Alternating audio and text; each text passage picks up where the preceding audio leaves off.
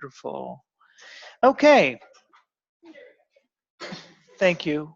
We will be working with chapter 5 today. It's a relatively small chapter. I don't think we'll need 2 lectures to go through the content, so it's going to just be the 1 lecture. Let me share my screen.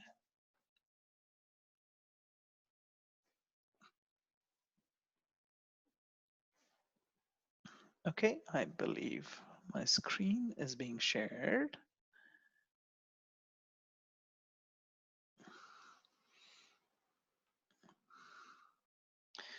So we've had a discussion before about variables and concepts, and this lecture is breaking down the idea of concepts and talking about variables. So the way to think about concepts are essentially a basket full of ideas about something. Examples of concept. Let's see if we can get this to work. There we go.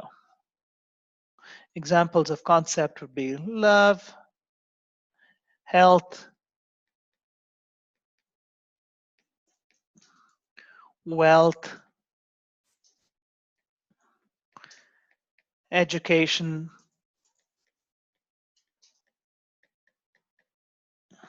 and so on. I mean, you could probably name a whole bunch of concepts. What you can obviously tell, because we've had previous discussions, is that you don't have any measurables here. So these are all concepts that are very, very broad. So concepts are essentially, they're baskets of ideas, okay? It's a collection of ideas. They're often abstract, they're not defined. And for example, if you think about education, we all have a sense for what it is, but it's still undefined till you define it, right? So that's why it's abstract.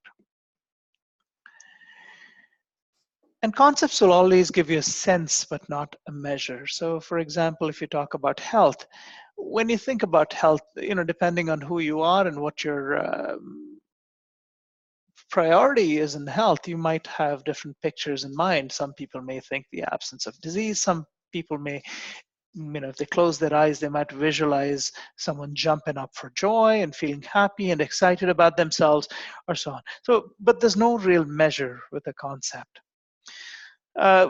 Again, not the only representation of health, but it's a very broad. Well, you're healthy, you're fit, you're strong, or wealthy. You think about people throwing up a lot of dollars, but very, very broad ideas. Variables are not different from concepts because variables are basically a subset of concepts.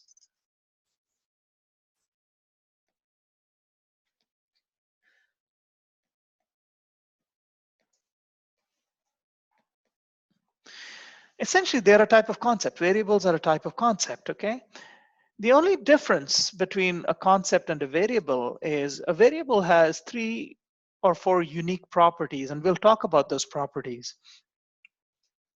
It is a type of concept, absolutely. It's from a basket of concepts. For example, if you picked health and you picked resting heart rate to check a person's fitness or heart health, okay? If you picked resting heart rate, that is something measurable. It is a type of concept. The key features about variables is that they can vary. That's why they're called a variable. They can vary. They can exist in many states, therefore variable. Not only can they vary, variables must be observable. What's the point of having a variable if you can't observe it? If you couldn't observe a change in length, you can't really talk about it, right? So oftentimes when people talk about some program being more popular than the other, some program, you have to really have numbers. You must be able to observe, and then it must be measurable too. Not only must it be observable, it must be measurable.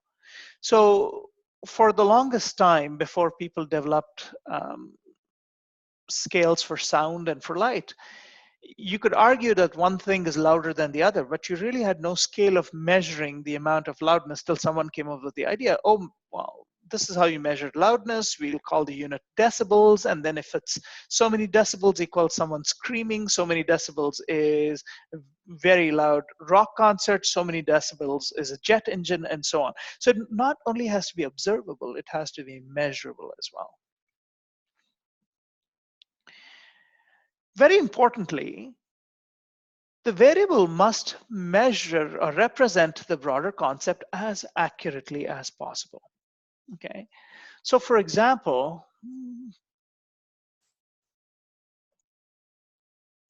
what would be a good example? Growth. Let's take the concept growth.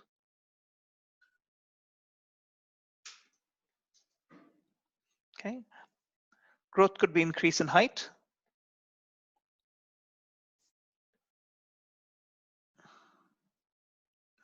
weight. We're talking about an infant or a toddler here when I talk about growth, just to be clear. You can talk about emotional development. So you look at milestones. You can look at physical development. Again, developmental milestones. So is the baby turning by 3 months of age? By 4 months, is the baby smiling? Is the baby, what else? Sitting up by themselves?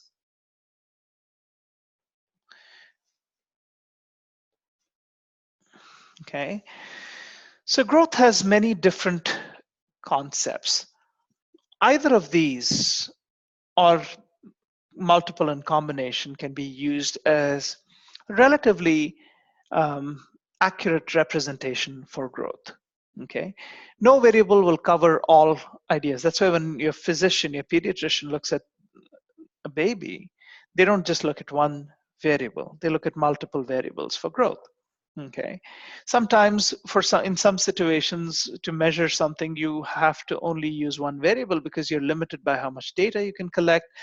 So for example, if you're looking at monetary earnings and amount of education, you may be limited to looking at high school versus diploma versus degree, 4-year degree versus master's, and so on. So you may be limited to looking at these as measures of educational attainment. You may not have the time to figure out, well, what was the quality? Where did they go to? Did they go to a high-ranked university? Did they go to a, because not only your degree, but it also depends on where you got your education from. That might be important. So we have one more. Okay, so the idea is that even if you have one concept, one variable, it needs to represent the concept as accurately as is possible. Let's think of a variable that may not represent a concept very well.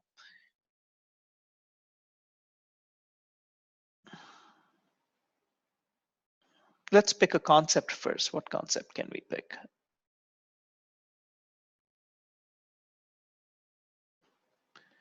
Nutrition?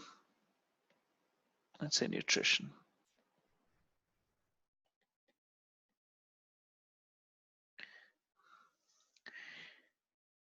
What is a concept that can be used and may often be used by novice researchers, but it is not a good or an accurate measure of nutrition or good nutrition?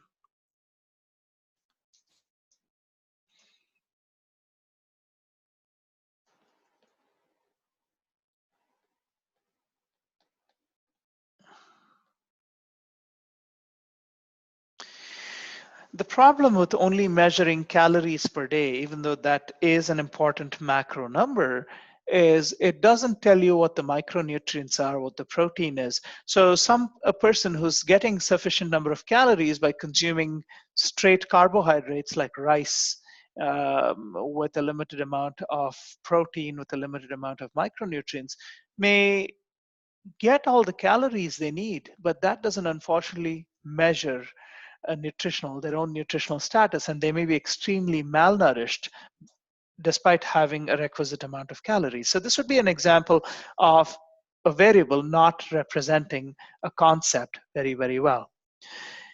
One thing you have to remember is no matter what variable you take for a concept is a whole basket of ideas. So it's impossible to find a variable that represents the concept entirely.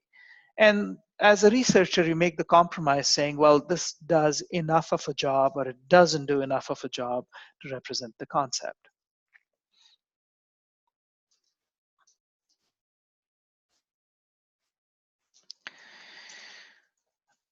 Now, not only must it represent the concept, it must be valid for the concept. So for example, if you're talking about nutrition and you're talking about, let's say, meals meeting required daily intake, we have Aretha. Hello, Professor. Hi, Aretha. Welcome. Sorry for the delay, but my internet went down. Yes. And Okay. Roger sent me an email that they'll try to fix it within 24 hours, more likely as soon as possible, blah, blah. So I had to get to the nearest public library. Okay. I'm glad to know that your public library actually is offering you good internet speeds because we can hear and see you well. So that is a good thing. Yeah. We're working on chapter 5. We've been through a few slides, but you can watch the recording to catch up later. Okay? All right. Okay. So variables need to be valid for the concept. For example, we're going to take an abstract concept. This is a difficult concept, but let's try.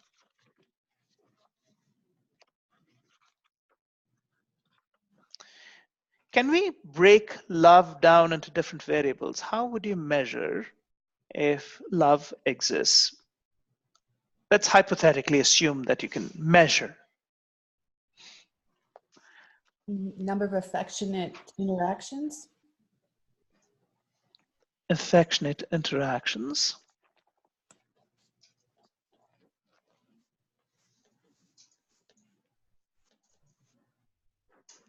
Okay, what else? What about the quality of those interactions? Well, we're trying to create variables. So quality means you'd have to break that down even more. So let's think about things that we can measure relatively easily. So number of affectionate interactions, yeah, you may have to define it a little bit more, say number of hugs, number of kisses, number of times you hold hands, whatever it may be. But you can attach, like hypothetically, if you know, if it was a big brother kind of thing where you could observe people, you could count for these things with, you know, if you could record all of these things. So measurables. Of course, you could also measure number of arguments. So the fewer number of arguments you had. Okay. What else? Well, let's do one more, and then we'll talk about the different variables we have. Could you look at the number of people closest to you? Spouse, mother, father. Let's define love between couples, just to keep it more. What about the time spent together? Amount of time spent together. Sorry, Charlotte, what was that? The amount of time you spend with a person. Amount of time, and then Jesse has a response as well in class. Time spent together. Go ahead, Jesse. I was just wondering about physical, such as increased heart rate, even dilated pupils, because there has been studies done about how if you're looking at someone you admire, yes, pupils will react. yes. Okay, biometric changes. But is that only for attraction, or is it for broader things such as love as well? Both. Okay, so we have 4 different ideas. Okay, now within these 4, there are some probably that you, even within the class, you look at these choices: number of affectionate interactions, number of arguments. So fewer arguments you have, there's more love, amount of time together, and biometric changes. Even within the class, I don't think it's hard to argue that some of these are more representative of the concept of love, and some of these are a little less representative of the concept of love. So validity is the idea that under all circumstances it is valid, because it's easy to argue against some of these concepts and harder to argue against some others. For example, if I chose the variable fewer number of arguments greater the love. If you have a couple that's not argumentative in general, that's very open to discussions and discuss stuff, there may not be much love. There may be very little negotiation of anything, and everything works very smoothly, but it may not be an accurate representation. Okay. Number of affectionate interactions, I don't think anybody would argue that that is probably the best variable. Okay, biometric changes, I don't know enough. My understanding is it doesn't have to be love, but in love you'd probably see that as well. So this allows for an in and an out. So when you think about it, the key thing is, this is not meant to be which variable is better than the other, but the idea is any concept, there will be multiple variables, and as a researcher you want to pick the most valid variable for that concept as much as possible. If you can't measure the most variable concept, then you pick the second most valid variable.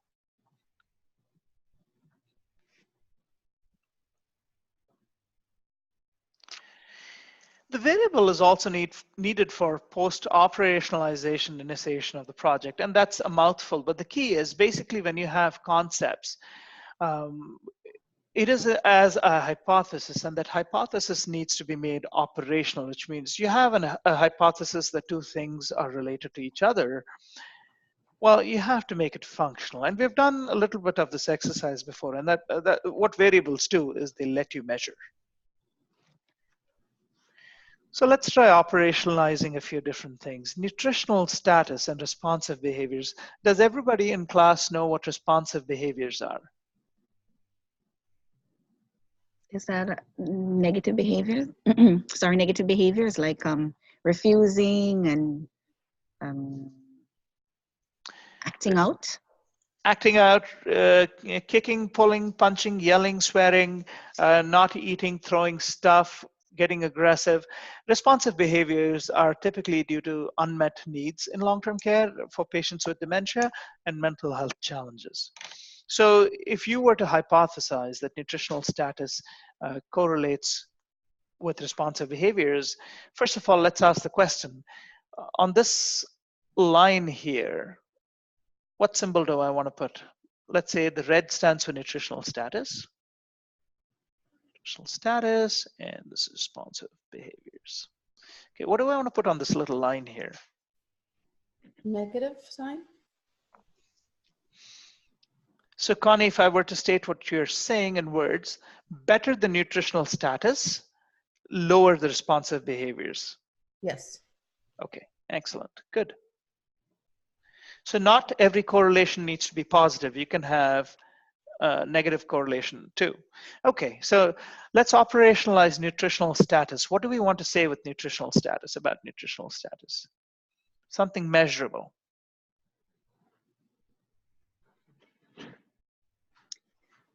The amount of certain nutrients that they consume per day, like in the morning, will help to temper their behavior in the late morning, early afternoon. The amount of nutrition, is amount an accurate measure? Because is it only amount, absolute amount? What are you thinking? The kinds of nutritional intake? So how do we make that a measurable? What would you measure? How would you measure? So for example, if I asked the class to say, well, clearly good nutrition is important, and we have a suggestion that you have to measure the amount of nutrition itself. How would you So go the, about? okay, on the labels for food items, there's like this nutritional guide for your daily intake of calories and those measurements. Yes. So could we use those to say We could, and we should. So one way to do this is you could actually use the nutritional guidelines and measure the number of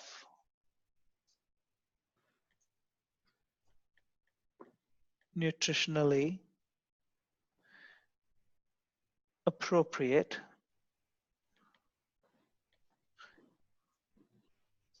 meals per week, per month, per week. Let's go with per week.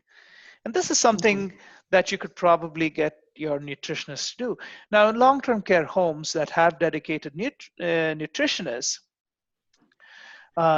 they can probably, they should be designing nutritionally appropriate meals all the time. This doesn't mean residents will consume all of their meals.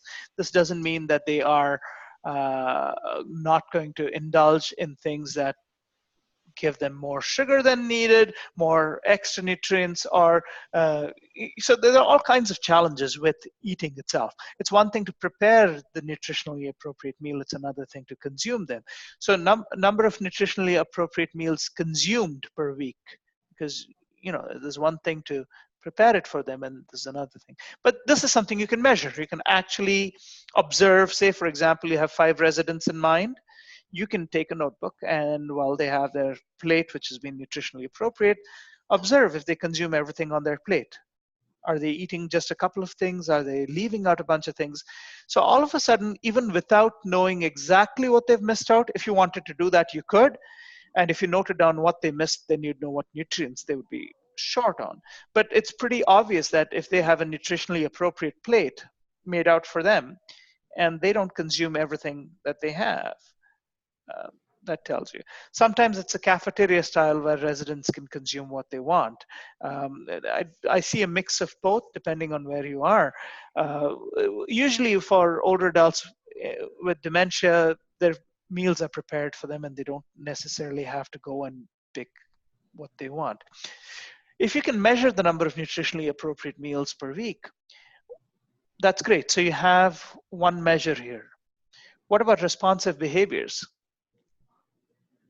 if the measurements are inadequate for the week, then they'd be lacking certain nutrients. So we could probably be looking at chemical imbalance. I'm just picking. Well, if we're trying to make the correlation between nutrition and responsive behaviors, right? So how do we measure responsive behaviors? The amount of incidents they've had, like how many screaming sessions and kicking and, how many violent interactions with other residents, or if they... Yeah. So both become measurable. And you can define your responsive behaviors, because when you say responsive behaviors, it's a broad list, right? Responsive behaviors can be anything from refusing to take a bath, or refusing food, or refusing to go to the bathroom, to kicking, yelling, screaming. So you may want to define what your responsive behaviors are. You might want to define responsive behaviors are the ones that are very loud, very aggressive, and so on. Is something like withdrawal, which is kind of passive, still seen as a responsive behavior, or does it have to be more aggressive? It would be up to the researcher to determine. A responsive behavior, any behavior. So what long-term care facilities tend to do is any behavior that, it's unfortunate that they do it this way, but they define it as any behavior that prevents the residents from sticking with the program, for lack of a better term, they call it, so even if you're passively refusing to do stuff, it does get labeled as a responsive behavior, which I don't agree with, but that's what's happening right now. Unless anyone has experienced differently, please let me know. That's how I understand so far. But anyway, so the idea is we operationalized two concepts into something that's measurable. So let's do one more of these.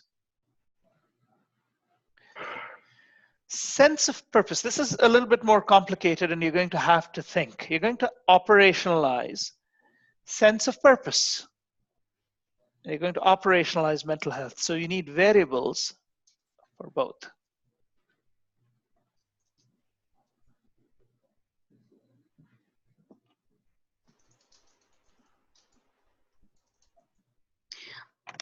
Maybe a person's sense of purpose can be impeded by their mental health.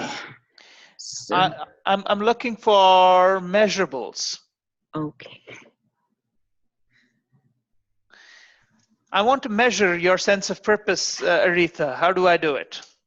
You look at my accomplishments. That could range from my ability to dress myself to self-direct decision making. How many of those tasks I can accomplish completely, like follow through, like I suppose I usually do before mental health. Number of IADL activities per day. Do you want to put it that way? Okay. Instrumental activities, yes. That's one measure, absolutely. We could probably have a few different options.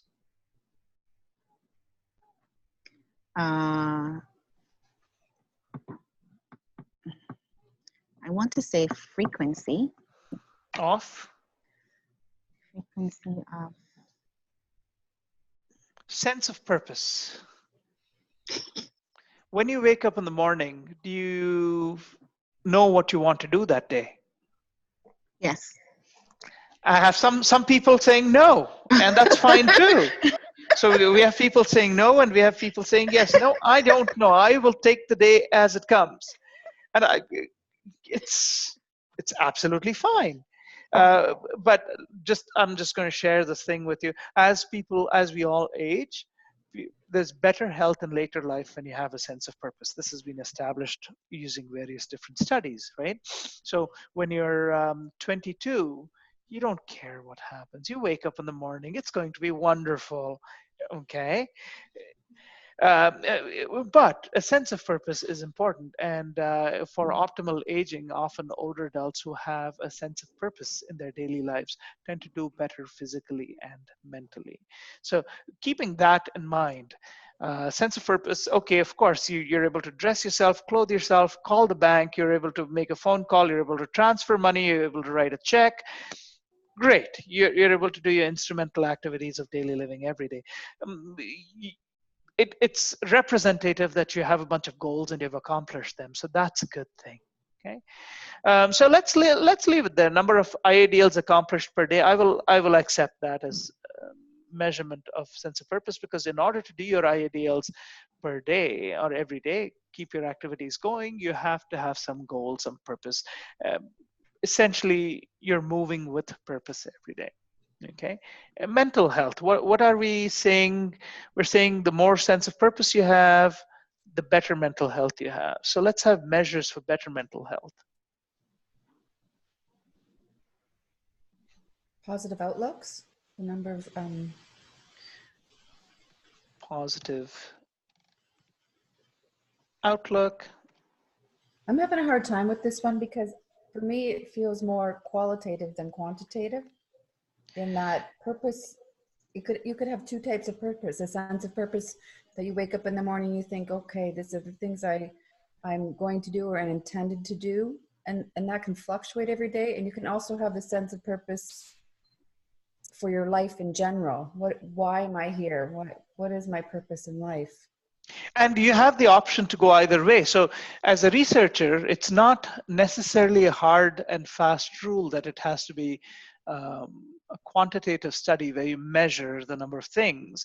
If you're measuring a broader sense of purpose for your life and for your long-term goals, and you interview, say, 20 older adults, and you talk to them, well, what keeps you going? You're healthy, you're fit, you're happy. And then they talk about, well, I have this vision for my family. I think about my grandchildren. When I was a child, I didn't have A, B, and C. This is what I'd like to do. So you end up having this, and then you discover various concepts as you go along, right? But if we are making the assumption, or if we are believing all the data that's out there saying that older adults with purpose in their day-to-day lives tend to do better mentally and physically, then you get into a quantitative mode. So you have the option of going both ways. So what you said, Connie, is, I mean, absolutely, I completely agree with you. Um, so some of these examples I take, they're not perfect. So we just work with them and try to break it down as an exercise. So like for mental health, number of positive opinions per day, it's a reasonable measurement. Is it a perfect measurement? Probably not. I don't know that there's a perfect measurement short of answering an MMSA, which is the mini mental status assessment, this mini mental state exam or whatever it is. The issue with that is if I give that to you every day, you may not have that positive mental state after a few days, because how often do you want to do that? So, but the point I want to get back to is concepts can be large and nebulous, and then you have to break them down into things that are simpler, easier, measurable. Sometimes you can't, especially if you're going in with a qualitative approach, trying to find out more descriptive information about something. And that's where we come to operationalizing research objectives. So for example, let's use Connie's theory of purpose in life.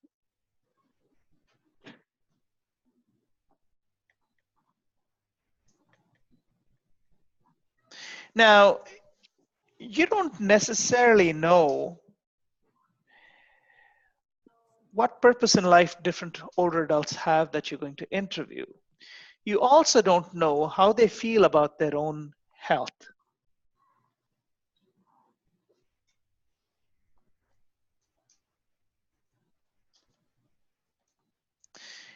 Now, hypothetically, if you were to interview older adults talking about their purpose in life, you're going to come across, if you were to just pick up different older adults with different stages of life, different physical challenges, different mental health challenges, and so on, and talk to them. Obviously, as a smart interviewer, you're not going to tell them, how do you feel about your mental health? Because mental health, or talking about it, is still a big deal. Okay, it's still considered a stigma. And the moment you ask somebody about how's your mental health, people start thinking, are you saying I'm crazy? Right? You don't want to do that. But how are you feeling? What do you feel about waking up every day in the morning? And so you get windows into people's mental health. You start to operationalize. So the key is, when you start to operationalize research objectives, you still start to ask questions for which you get tangible answers. So if you go to an older adult and specifically ask, can you talk to me about purpose in life? That would be a conversation that would lead to all kinds of random places, and it would make no sense. It could go anywhere. But if you framed your purpose in life question to ask the older adult, what is it that comes first? What are the first few things that come to your mind every morning? Can you tell me about your priorities every morning? So you can talk to them about priorities. You can talk to them about how they think they're moving towards their priorities. So this is a little different from quantitative, where you're getting absolute measurables, but you're still breaking down a concept. You're still talking about purpose in life, but you're breaking it down, okay?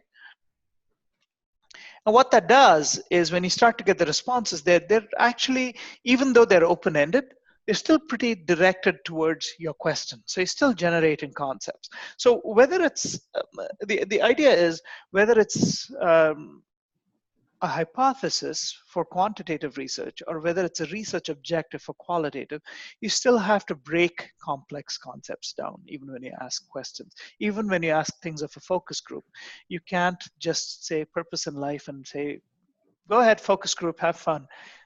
It's going to be a massive disaster. There's going to be one person who out-talks everybody, and they will control everything. Okay, you can't do that. So it's good to break it down to more and more directed questions, which still give you a lot of richness of information.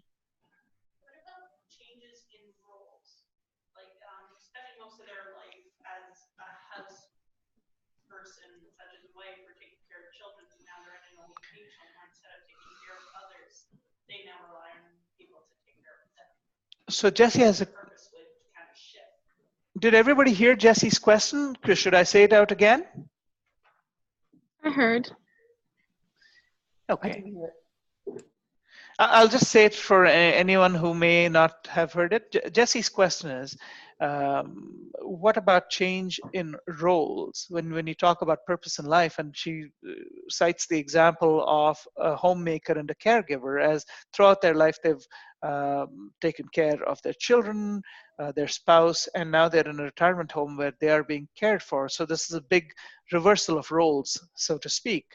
How does that impact purpose in life? And that could absolutely be a question to ask, because it's not just the homemaker. Everyone's role essentially reverses when you get into a nursing home, right? So as if you are the traditional quote unquote husband from the 50s, you've probably been the provider and breadwinner, and all of a sudden now you're being cared for, and you're not in your traditional roles, right? So this constant transition and this change of roles, and that might be an interesting way to break this down, break the concept of purpose in life further, because there was a different purpose when you were actively raising children. There was a different purpose when you were being the primary breadwinner for the house. There was a different purpose. And you have to understand that we're now talking about conceptually the 50s. I don't think the transitions that we will all face in our retirement will be different transitions from the transitions that the current batch of older adults is facing in long-term care homes. Professor, one transition that I can think of that's really more generalized is the loss of independence, because I've worked where some of the persons were teachers and they had, nice jobs, and one or two were like pretty much panhandlers in a long-term care. But the fact is that they had their independence. They could buy their coffee if they wanted. They could do what they wanted. And now, because of physical limitations, they needed help to get in the chair, off the chair. Some had a stroke. So you look at a person who's cognitively perfectly fine, and they've got a mouth to boost, but they need help with assisted devices to feed, or they need help to raise the spoon to their lips. So that loss of independence to me has been more general. I think just about everybody fears losing their independence, me included. Well, just look at that. So while we were unpacking the concept purpose in life, when we start going from a research objectives, you can see how many things come into the picture. How you move towards priorities, your change of roles, your change of status from independence to dependence, and so on. So there are so many things when you talk about purpose in life that starts to enrich or break down that central concept, right? So the basic idea is, anytime you start with a concept, a big basket of ideas, you have to break it down. You may be able to measure all the different variables for that concept, or you may not. And that entirely depends on how much time you have, how much manpower you have dedicated to the study.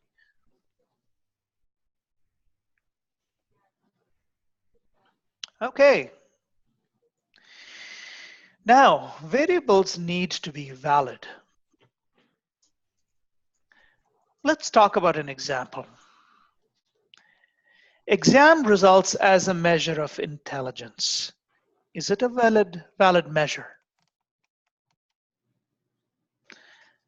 No. Yep. Aretha says no. Okay, it's a measure of how well someone has learned, retained, and in given circumstances be able to apply. But intelligence, I believe, is much more than a book and a pencil and a person preparation, application. So what you're saying is all the 4.0 GPA students. No, I'm just joking. I'm 4.0 too, but I'm just saying that I think intelligence goes beyond. It goes beyond, because before you went to college, you were intelligent. You just weren't trained along certain path, engineering, whatever. But Right. you with the inclusion of life skills and experiences, exposure, yeah, you're intelligent. It's just that for academic purposes, for example, we can measure it. For employment purposes, you need a degree to do a certain thing, so we can measure it.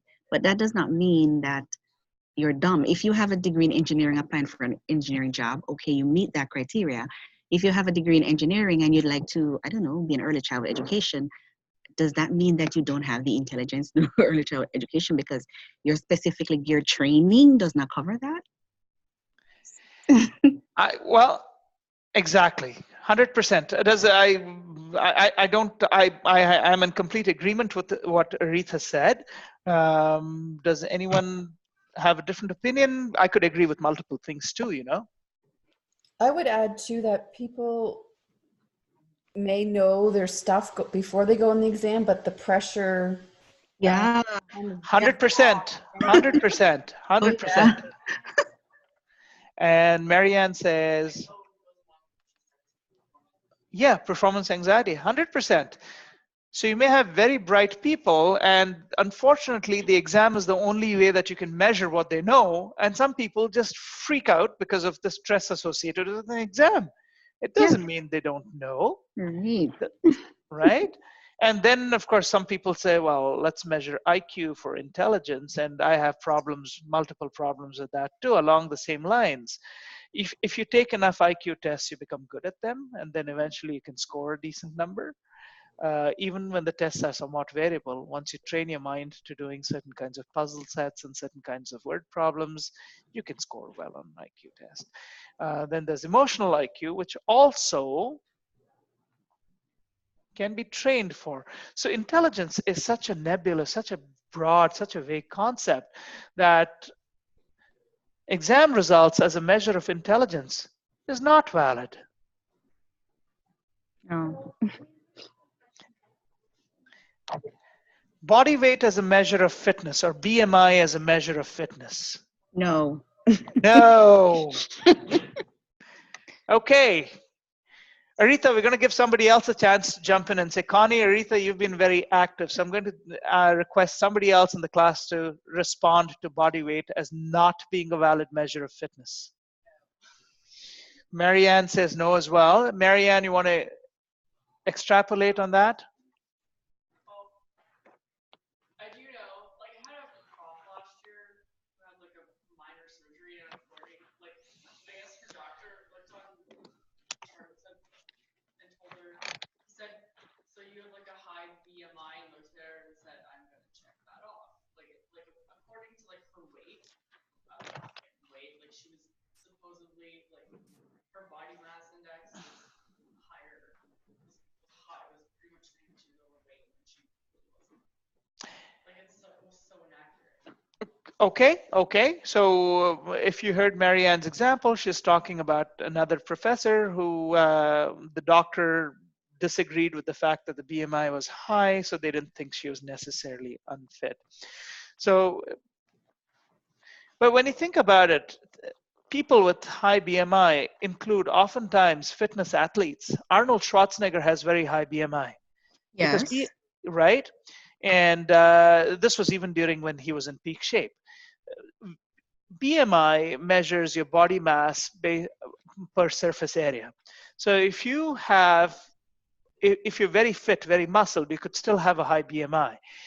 You could also carry some body weight and have a high BMI, but be very, very fit. There are several women triathletes who essentially do the Ironman, which is a full marathon, 100 miles of bicycling, and then a 5-mile swim back to back, and they have a high BMI. I mean, you can't argue if these people are fit or not.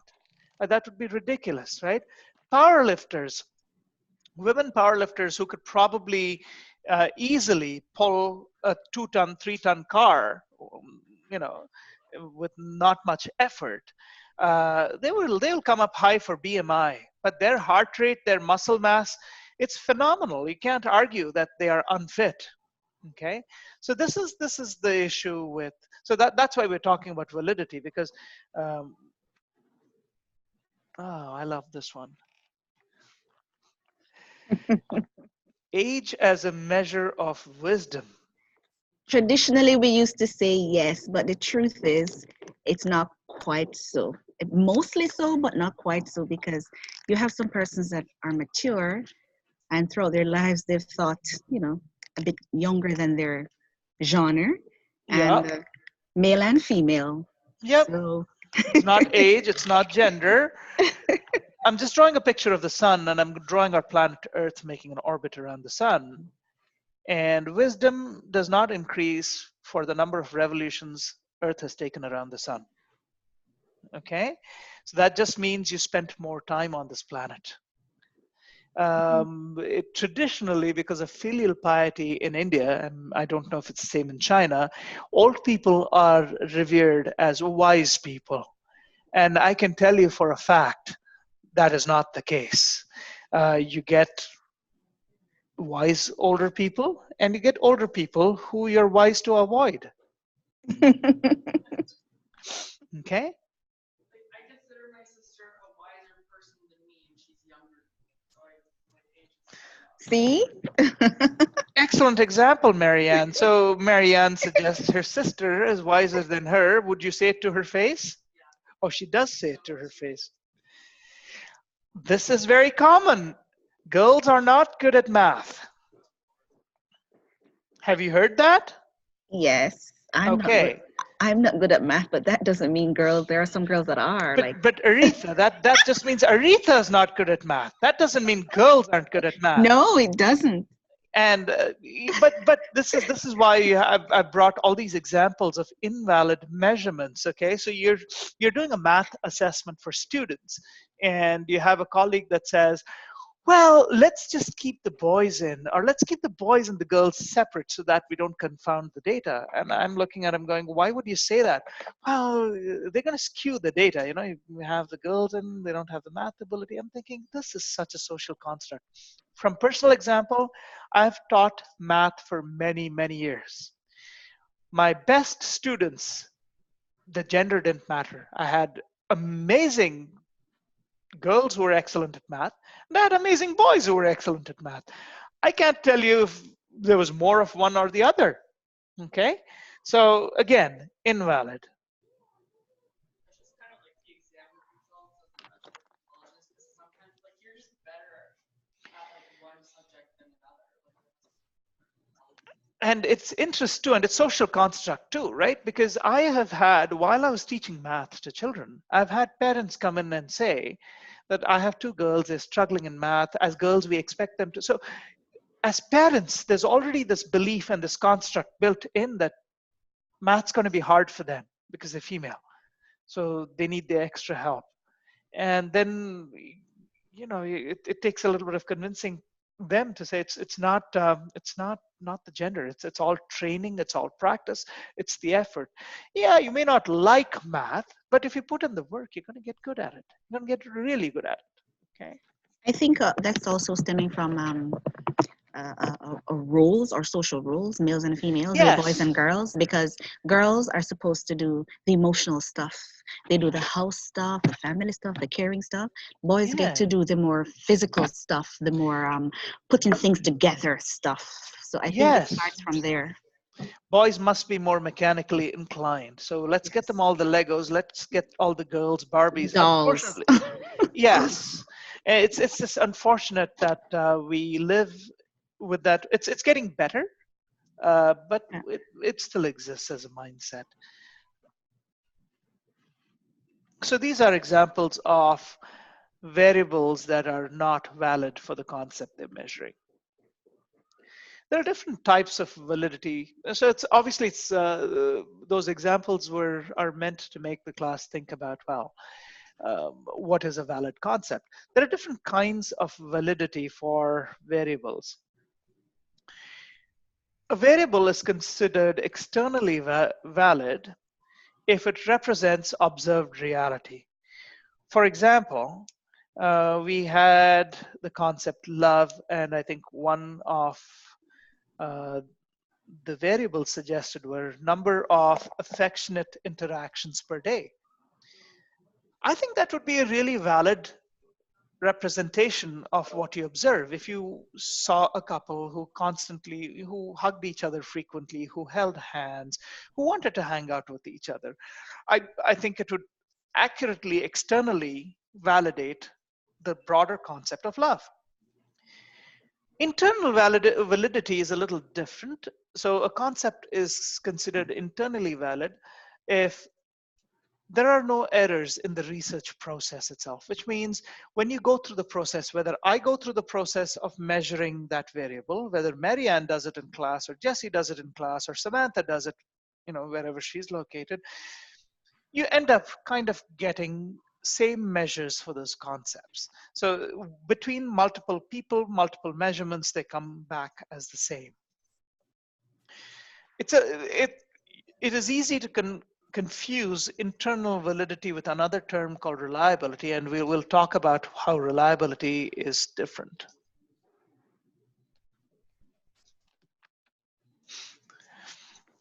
Construct validity is once you make a variable, talking about love again, number of affectionate interactions within or between a couple, okay? You can see it, it's visible, you can experience, you can feel that the couple love each other, right? It's obvious. But you might want to ask the couple, hey, we use the number of affectionate interactions between two as a measure of the love between you two. Do you think that's a valid measure? And the couple says, yeah, absolutely. Isn't it obvious? Okay, so this kind of, basically you're trying to measure love, which is an abstract concept, but you've created a measure for it. But now you've sought the participants' feedback as to whether the measure is valid. And they say it is, okay? So then you know that your variable is a valid measure of the concept. Okay, so this is called construct validity. Content validity is more complex in the sense that if you take the concept of health and you have all these different measures, absence of disease,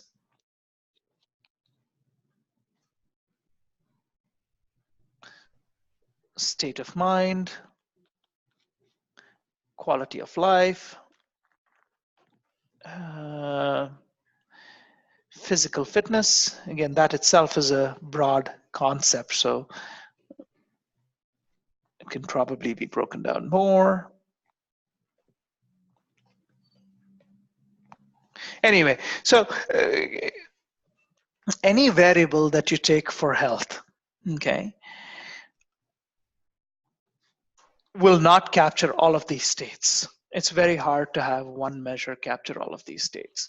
So for example, if you take resting heart rate or absence of cardiovascular disease as a measure of health, even if you take 2 or 3 variables, they don't capture the entire gamut of health.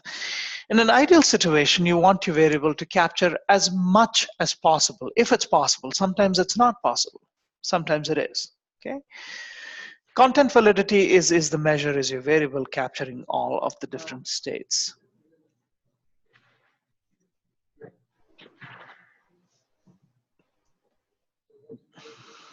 Okay. Then we come to what is reliability. So a variable must be a valid measure for a concept. It must be a reliable measure for a concept as well. Reliability is the idea that no matter who uses that variable, you will get the same result. It's going to be consistent. So if we have an infant and we have 5 people weighing that infant on or measuring that infant using a tape measure, if all 5 can get the same measure as the infant is growing, so the change in height is going to be a reliable measure because all of them can get the same data. It's going to be consistent. Even if you assume that their tape measures are off by a little bit, more or less they will be within a reliable data range. So there's no point in a measure being valid if 4 people get different measures. So for example, if I have 4 people measuring an infant and all of their tape measures look different, one has inches, but they're not marked correctly. So one person gets 22 inches, another person gets 24 inches, another person gets 26 inches because all the tape measures are messed up. Okay, then you don't have reliable measures. So you have to be able to get the same result or correlation. Professor, is that similar to there was this scientist who cloned the first dog, Snuppy. It's in the book. I've forgotten his name, in Korea. And Oh yeah, Wang Suk. right, but years after he did another experiment and made some claims, and no one was able to recreate, according to his research. Yes. We were not able to recreate the results he said he got. He had to retract his findings as a result. Yeah. So is that similar, like reliability, the result? Yes, the reliability is the ability to get that data no matter who does it. And people weren't able to reproduce his results. So basically his work was not reliable, 100%. Okay. So what must a variable have? Sorry, a variable must have both.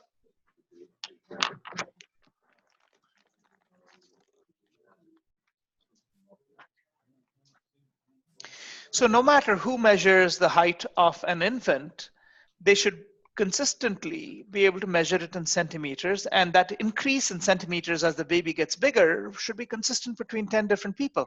You can't have 5 people say the height of the baby is increased and another 5 says it stayed the same. Then it's not a reliable measure.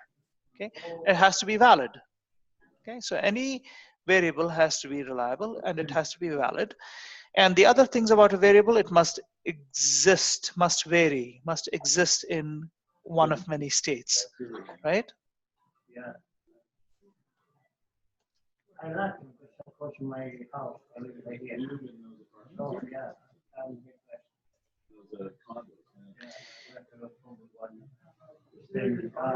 We can overhear some conversation in the background. I'm not sure who's. Okay. No, that's me. Okay. So do I unmute? How do I do that? Well, let me see. Let me see if I can mute you, and then I can unmute you, or you can unmute yourself after. Okay. Okay, Aretha, we can see you, but we can't hear you, which is perfect for right now, just while that conversation is ongoing in the background. Okay, so reliability and validity are very important. Variables must exist in one of many states. They must be measurable. Okay, so these are all the properties of variables. Again, this is one of the questions that will show up either in your question bank or at the back of the book, so it's good to know. Can you test reliability for qualitative? You can, and it depends. So that's a great question. Let's write this question down. Question, can you test reliability?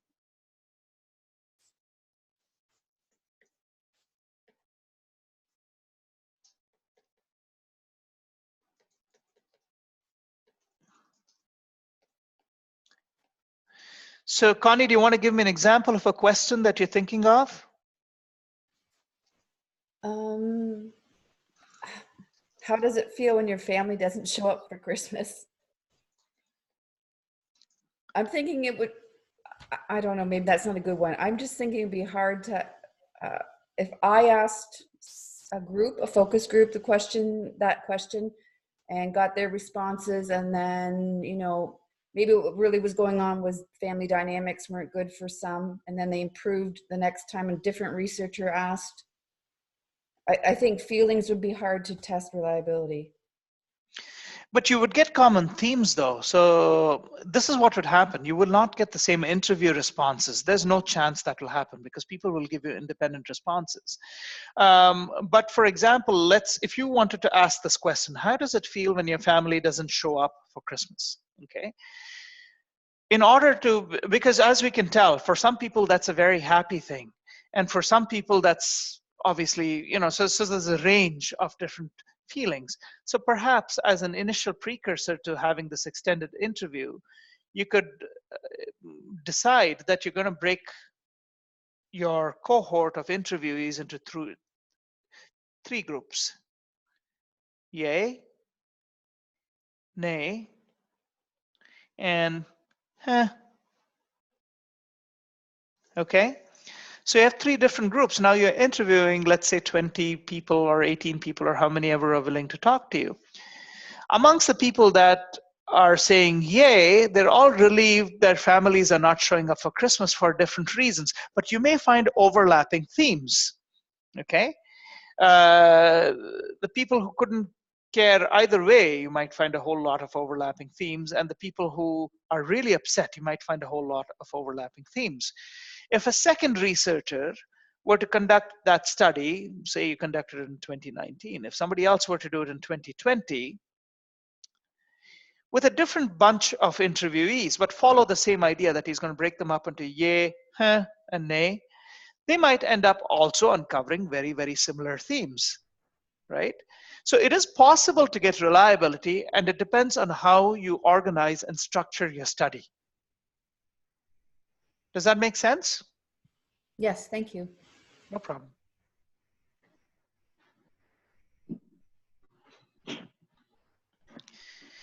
Okay, and now I think we're almost on the last slide, but let's talk about dependent and independent variables. Independent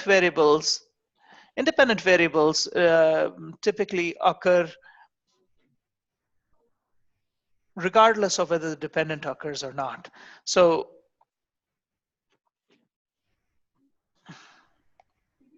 number of hours of study per week is going to happen because the week is going to go by. So whether you've studied or not, doesn't matter. The week is gone. So it's either 0 hours, 1 hour, 2 hours, whatever it is. And all factors being the same, if you controlled for several factors, if you could actually do it. So you pick students with the same intellectual ability, students with the same educational background, students with the same stable familial situation, students with everything going on a certain way in their lives. In that situation, you would have the number of hours of study per week would positively correlate to percentage on exam. We obviously know that in the real world, that's not possible to quantify or make an accurate assessment because students' individual circumstances are different. So one student may only need to study 2 hours a week, another may need to study 12 hours a week, and some students may not need to study at all because they are so gifted that they absorb everything in class or single read of their textbook and they're done. Anyway, but if you assumed hypothetically that you had very identical students and one prepared more and one prepared less, there would be a difference in percentage. So in this case, your independent variable would be the number of hours and the dependent variable would be percentage on the exam. Okay. The key to understand is what is dependent on what.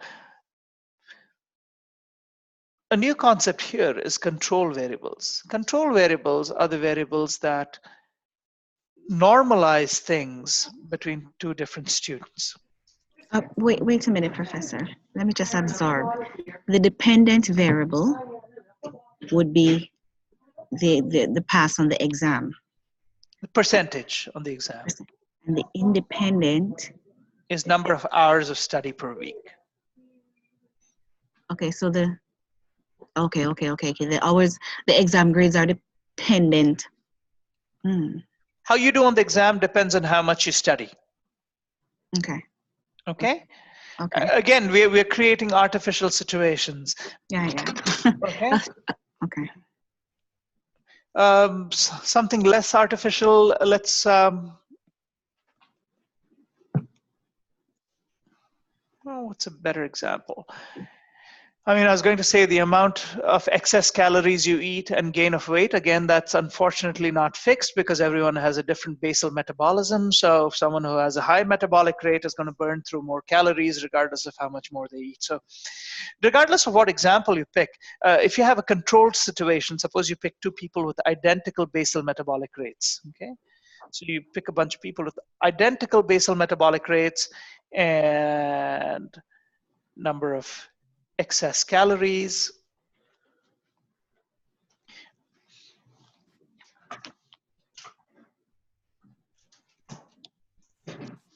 So identical basal metabolic rate, identical activity level, everything being similar. If, you know, the more excess calories you have, the more weight you gain, okay?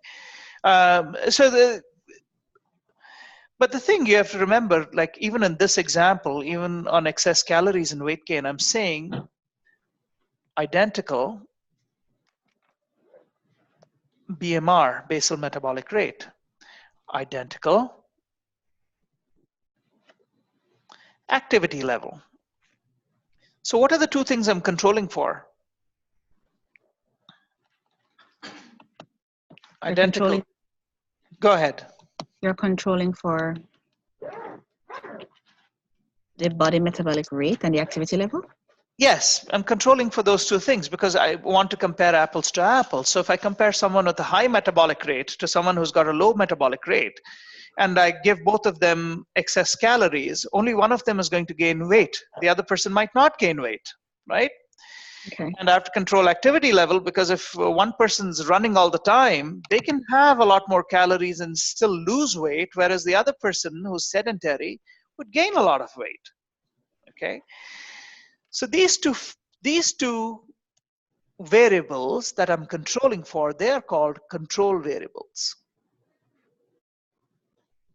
Control variables are often used in circumstances where you want to make a measure of something, but you want to make sure you are actually comparing apples to apples and not apples to oranges. So you control for certain things. Those variables are called control variables.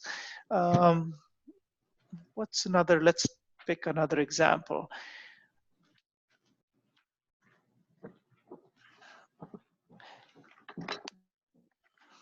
Well, let's say two people have equivalent measures of flexibility before enlisting in a yoga course, okay?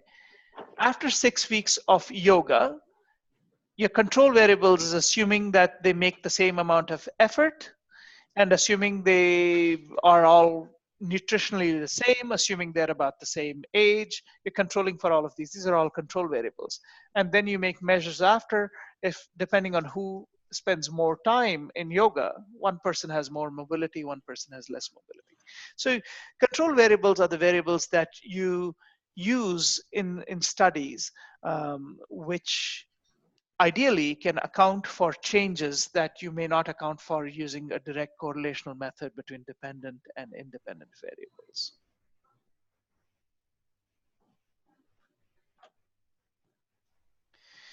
Okay, that's pretty much the end of the slideshow for today. I think we're a little bit earlier than usual, which is fine, but you know, we have 10 more minutes. So if you have questions, any concept that's confusing, good time to discuss.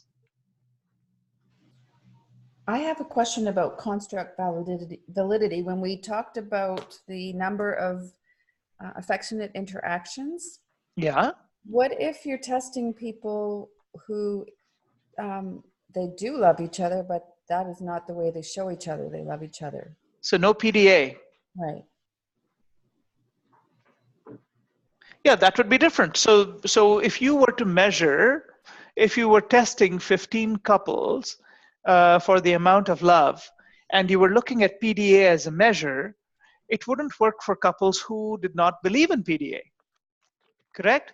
So that would be a controlling variable. So that's a great opportunity for us to talk about the controlling variable. So you'd have to pick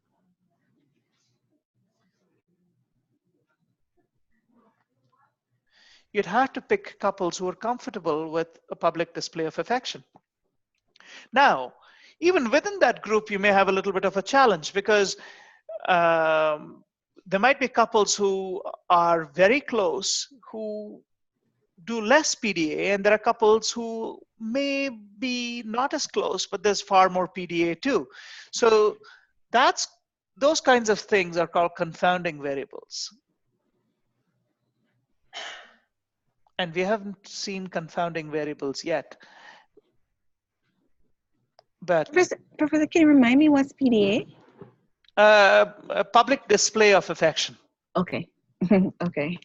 I learned that recently. I didn't know there was such a thing, but well, I know what it means, but I didn't know there was an acronym for the darn thing. But Okay. We'll be seeing a lot of it in about 2 weeks' time. Valentine's. We'll be seeing a lot of that in a about lot of 2 PDA. Well, I don't know. I stay hidden in my dungeon, which I call the office, so I don't see much of anything, which is probably a good thing.